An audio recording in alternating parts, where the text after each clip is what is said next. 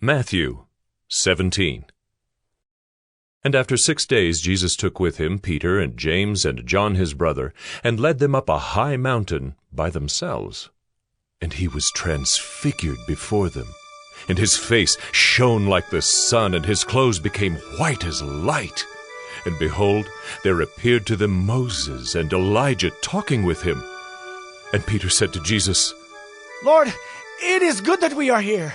If you wish, I will make 3 tents here, one for you, and one for Moses, and one for Elijah."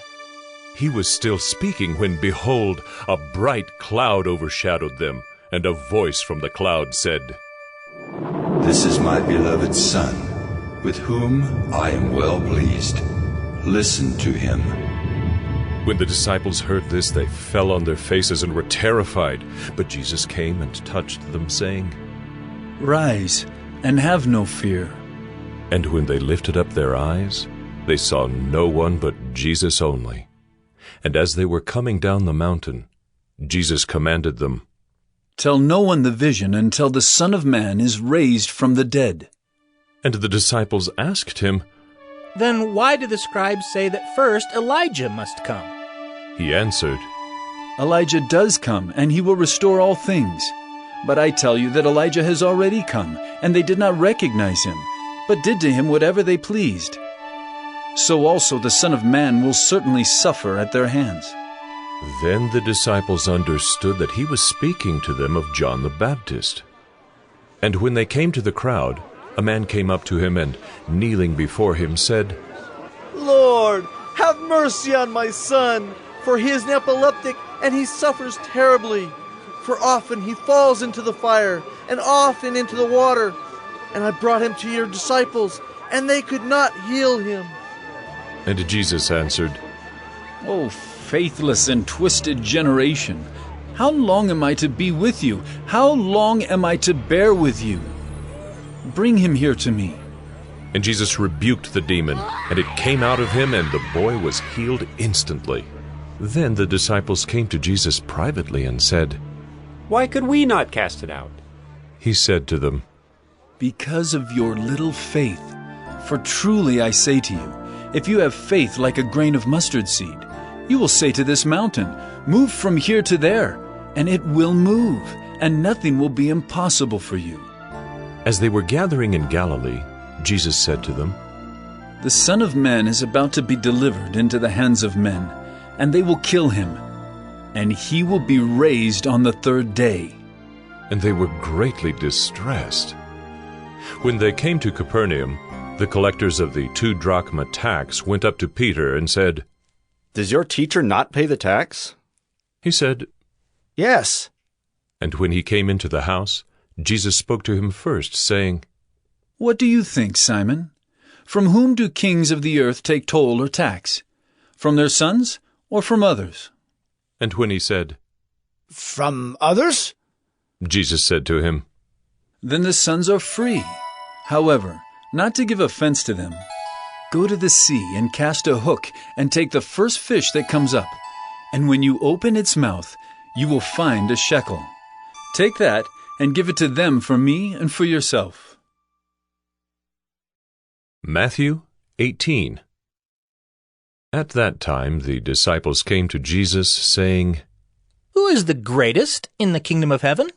And calling to him a child, he put him in the midst of them and said, "Truly I say to you, unless you turn and become like children, you will never enter the kingdom of heaven. Whoever humbles himself like this child is the greatest in the kingdom of heaven. Whoever receives one such child in my name receives me. But whoever causes one of these little ones who believe in me to sin, it would be better for him to have a great millstone fastened around his neck and to be drowned in the depth of the sea. Woe to the world for temptations to sin, for it is necessary that temptations come, but woe to the one by whom the temptation comes. And if your hand or your foot causes you to sin, cut it off and throw it away. It is better for you to enter life crippled or lame than with 2 hands or 2 feet to be thrown into the eternal fire. And if your eye causes you to sin, tear it out and throw it away. It is better for you to enter life with one eye than with 2 eyes to be thrown into the hell of fire. See that you do not despise one of these little ones, for I tell you that in heaven their angels always see the face of my Father who is in heaven. What do you think? If a man has 100 sheep, and one of them is gone astray, does he not leave the 99 on the mountains, and go in search of the one that went astray? And if he finds it, truly I say to you, he rejoices over it more than over the 99 that never went astray. So it is not the will of my Father who is in heaven, that one of these little ones should perish. If your brother sins against you, go and tell him his fault, between you and him alone. If he listens to you, you have gained your brother. But if he does not listen, take 1 or 2 others along with you, that every charge may be established by the evidence of 2 or 3 witnesses. If he refuses to listen to them, tell it to the church.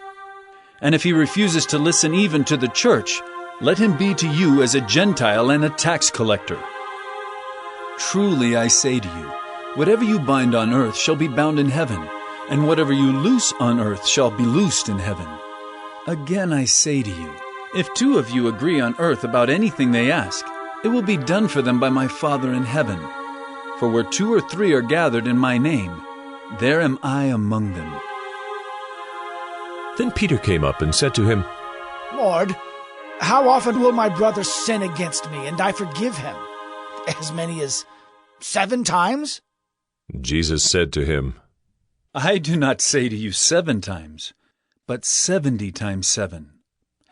Therefore the kingdom of heaven may be compared to a king who wished to settle accounts with his servants. When he began to settle, one was brought to him who owed him 10,000 talents. And since he could not pay, his master ordered him to be sold, with his wife and children and all that he had, and payment to be made. So the servant fell on his knees, imploring him, Have patience with me, and I will pay you everything. And out of pity for him, the master of that servant released him and forgave him the debt. But when that same servant went out, he found one of his fellow servants who owed him 100 denarii, and seizing him, he began to choke him, saying, Pay what you owe. So his fellow servant fell down and pleaded with him, Have patience with me, and I will pay you. He refused, and went and put him in prison until he should pay the debt. When his fellow servants saw what had taken place, they were greatly distressed, and they went and reported to their master all that had taken place.